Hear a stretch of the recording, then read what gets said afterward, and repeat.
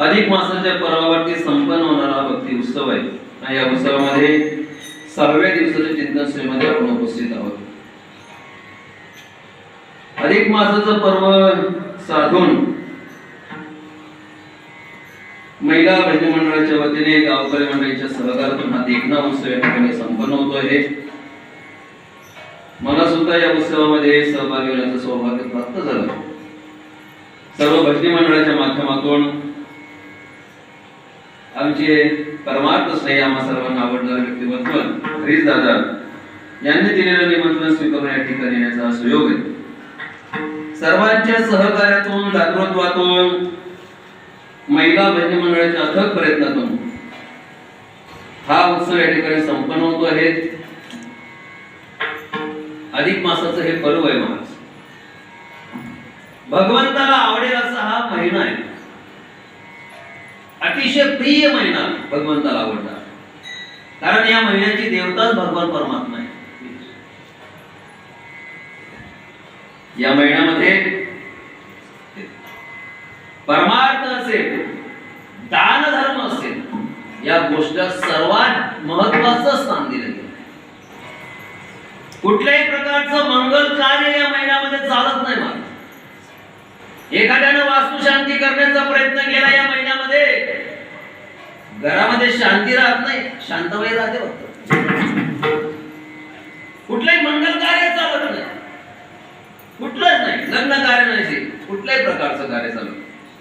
फक्त एक महत्वाचं कार्य या महिन्यामध्ये चालतं, ते म्हणजे सर्व भगवंताचं नामजप. इतर महिन्यामध्ये, इतर वर्षामध्ये केलेलं पुण्य आणि या महिन्यामध्ये केलेलं पुण्य याचा जर विचार केला तर या महिन्यामध्ये जे काही परमार्थ कराल, जो दान धर्म कराल, त्याचं फळ अधिकाधिक पटीने देण्याची ताकद या पुरुषोत्तम मासामध्ये.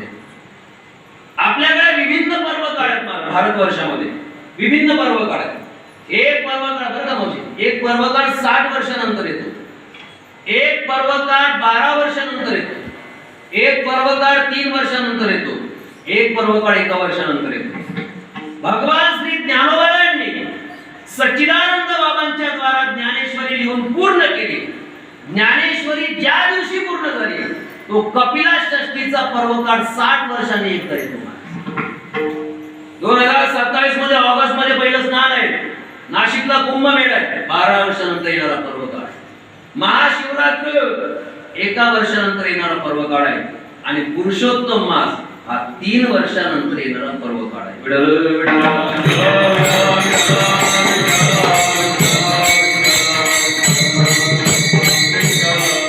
हा महिना, या महिन्याचे भारतवर्षावरती फार मोठे उपकार आहे मला.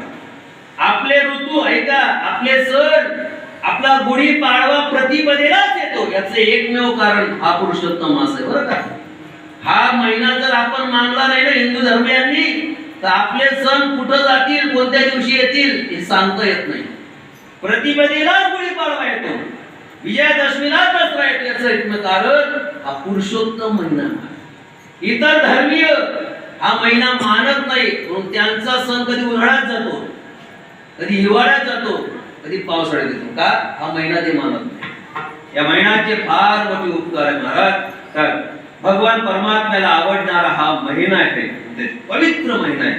ते आज अख्खा भारतभर अधिक मासाच्या पर्वावरती तीर्थक्षेत्र असतील, गावोगाव असतील, भगवंताचं नामचिंतन आहे. कारण का? इतर 3 वर्षामध्ये जे काही पुण्य करणार त्याच्या अधिक पटीने पुण्य देण्याची ताकद, फळ देण्याची ताकद अधिक मासामध्ये. म्हणून जे काही नामचिंतन पासून बाजूला राहिले असतील, अजून 8-10 दिवस बाकी बाबा घडेल तेवढं नामचिंतन झालं पाहिजे. नामचिंतन